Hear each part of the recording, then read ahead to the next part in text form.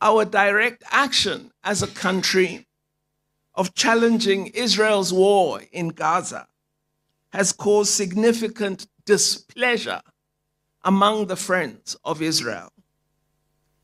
The case that we brought to the International Court of Justice has caused, as you might imagine, great nervousness that other leaders may be found complicit in genocide and may themselves be summoned by the International Court of Justice.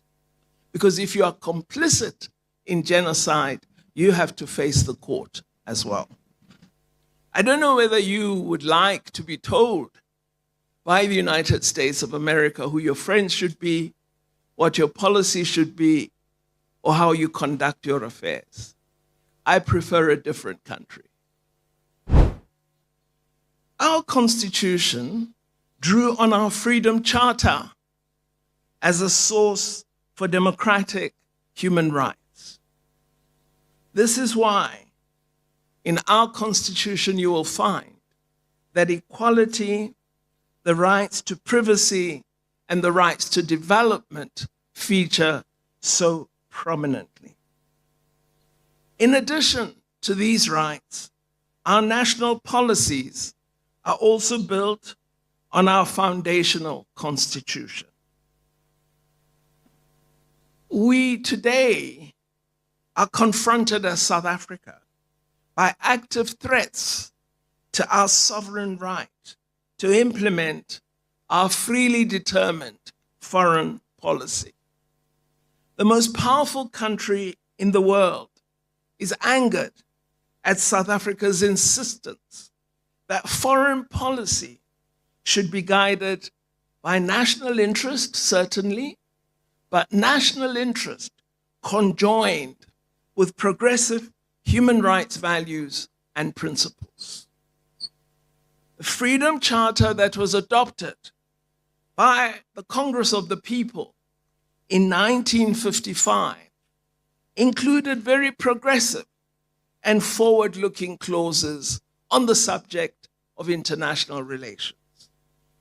Our policy focus is that all nations should seek to achieve and promote cooperation through peaceful means and not coercion.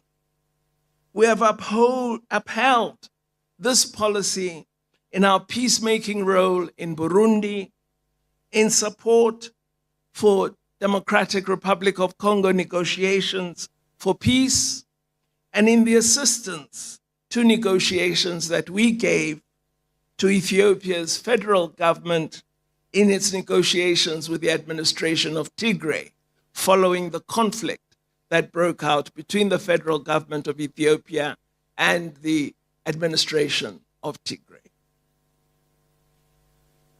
You all know that we are living in a very testing time geopolitically. Many analysts suggest this is a very toxic set of crises, making foreign relations a deeply stressed domain.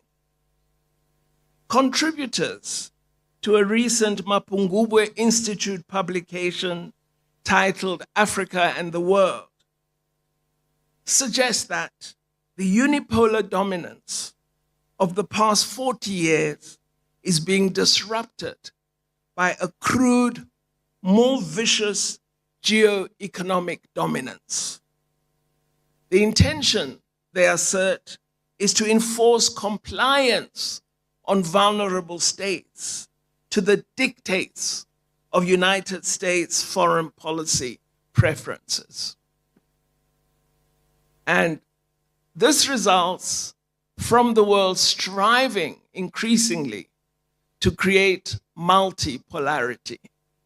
And so those who have enjoyed a very powerful role in influencing others to adopt their policy direction, when they see a shift away from a unipolarity, they become extremely vicious in response. And this is part of what South Africa is experiencing today. We as South Africa have generally pursued an independent foreign policy unencumbered by the preferences of other countries.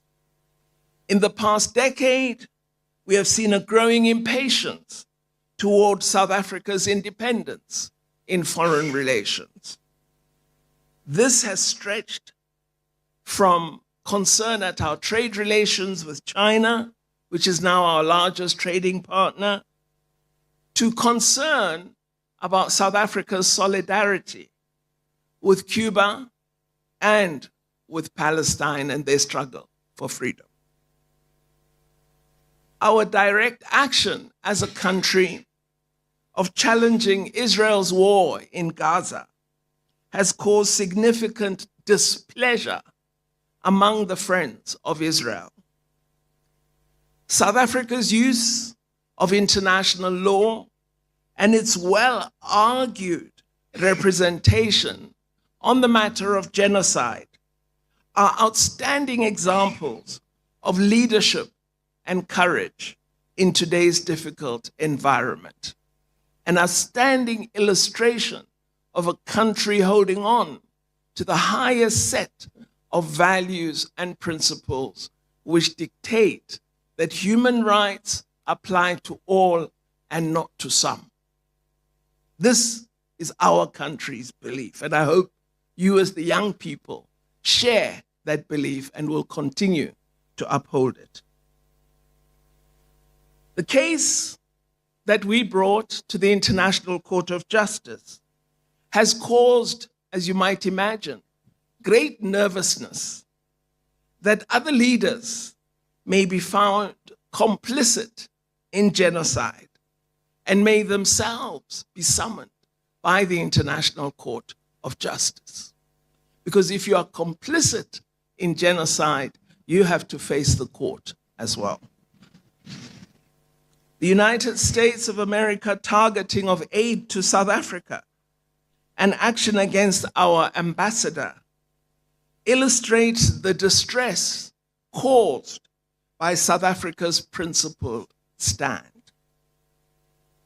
Our country has shown leadership in encouraging peaceful resolution of the Middle East crisis and in challenging the impunity enjoyed by Israel for over 70 years. It is interesting when we observe concern about Israel, it is often from the most powerful in the West, a claim that Israel has a right to defend itself. There's very little reference to the fact that the Palestinian people's territory is occupied and that they do not enjoy the human rights that we dearly love. So it's vital whenever we look at an issue that you look at the full facts that are associated with an international issue of concern and of human rights. We haven't neglected in the course of all these events our national interest.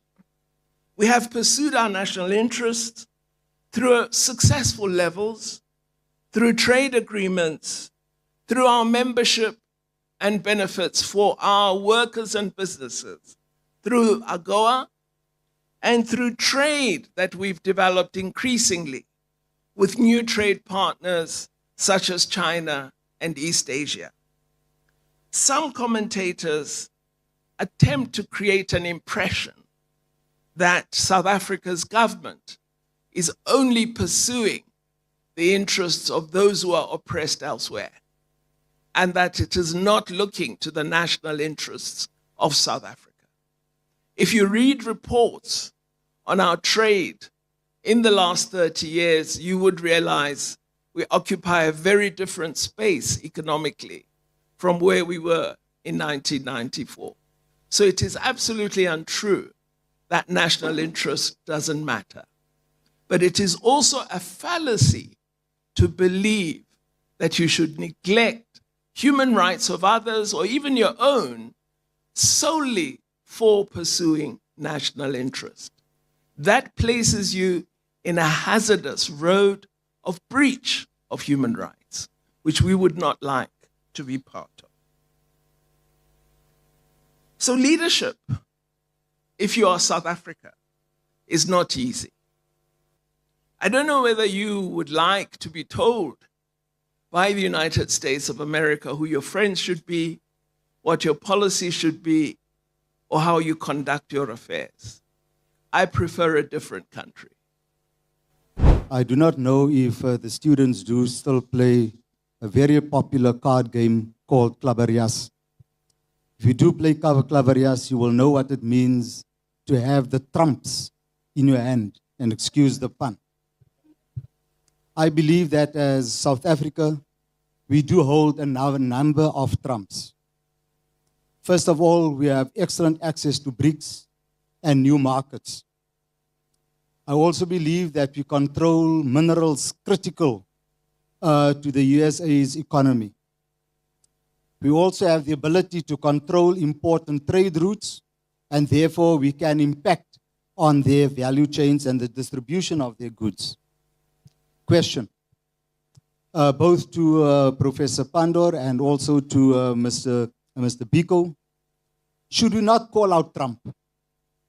Should we not call his bluff, as what President Traore and others have done? Should we not actively promote the de-dollarization? Trump has kicked us, and now he wants to decide how we must respond. Possibly, in the words of Biko, self-mitigation through self-reliance is what we should be striving for. Thank you. Well, on the question of government appeasing the United States, I think all evidence indicates the opposite. The government has thus far stood their ground on issues of principle, and I think it's important that we support them in that regard. I haven't heard Mr. Trump on self-reliance.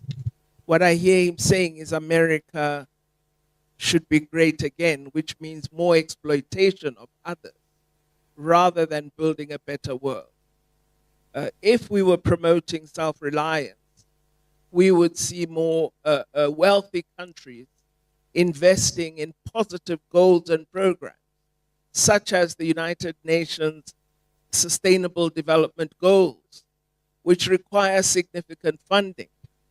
If there was promotion of self-reliance, we wouldn't be denying AIDS and HIV infected persons no access to proper treatment, and thus assigning a death sentence to them. That is not self-reliance. It's selfishness, it's murder, and it's a real tragedy for many countries on the African continent. On the subject of leadership, I agree. I believe we need improved leadership. I think we need leadership of integrity, we need honesty, and we need competence. I sometimes marvel at the people that we choose and the ones we discard. So I do think, yes, indeed. But the people of South Africa have made a very important statement in the last election. They've given a warning that if you don't improve, we can deal with you. Our vote means something. So I think leaders do stand challenged now to begin to address transformative change in real terms if they have the aspiration to remain in leadership. Well, I think the matter of the binary attitude and practice of access to both international law and international humanitarian law is something that we must address in multilateral fora. I think we should do it by building stronger solidarity campaigns through our organizations, through BRICS, through ASEAN, through a stronger South, an emboldened South, a South that speaks up, a South that says, I am different, I'm progressive, I'm prepared to take a stand. And so I welcome the step taken by President Ramaphosa a few weeks ago to lead in the establishment of what is called the Hague Group, presidents of different countries who have attached their names to being consistent in support for international law. And we need that kind of progressive leadership and the readiness to stand up and be counted. You can't change things if you stand in a corner. You need to be visible, to be available, and to be active. We also must, I believe, address the reform of the United Nations. It's urgently necessary. The United Nations Charter was drafted in 1948, and it was drafted at a time when we were mainly colonized as the African continent. And thus we were not figured into the character of the Charter. And there are elements that really work against us as nations of the South. So I think we now need to accelerate the processes for concrete action on reform of the United Nations. That will assist us. But we also must consistently point out to the powerful of the world that their exercise of international law and international law instruments reflects very deeply double standards. We shouldn't be afraid to say it. A journalist asking me a question in an interview in the UK said to me, you always speak about support and solidarity for the Palestinian people. And he said, and yet, we as Germans, many of us supported South Africa in the struggle against apartheid as civil society formations. Why are you not supportive of the people of Ukraine? I said, no, I'm not against the people of Ukraine, but I don't see anybody giving arms to the people of Palestine. And you, although you supported our struggle, you didn't give us arms. So you practice a double standard, depending on color, on geography, on status. We believe all oppression must be addressed by each one of us in the world. And so in conclusion, I agree with the gentleman in the green t-shirt that indeed we must use our advantages, a stronger BRICS, a beneficiation of our minerals, which this province can play a very important role in, greater use of science, and particularly big data science because of SKA being in this province. This province should mark itself as a digital province because of the science capacity located here. That should be the key focus of this institution, that we look at digital skills, we look at science, we look at research, we look at computation, because this is the value that we have. And then, of course, mining, critically important, and manufacturing and industrial capacity with respect to minerals that are found in this province. And of course, ASEAN, huge population, great opportunity for increased trade. We've just 2 years ago become a dialogue partner of ASEAN, first African country to be admitted. And our business people just concluded an excellent trade deal with ASEAN countries of halal beef. So again, we have an industry, halal, that can make us internationally competitive, and we must use it as South Africans. On the de-dollarization, I think we should exercise good caution there. because you don't want to take a radical step and then find that in terms of sudden calls on debt repayments or drop in bond value and so on, you've harmed your economy. So this is why we are proceeding on the basis of investigating use of own currency for international trade.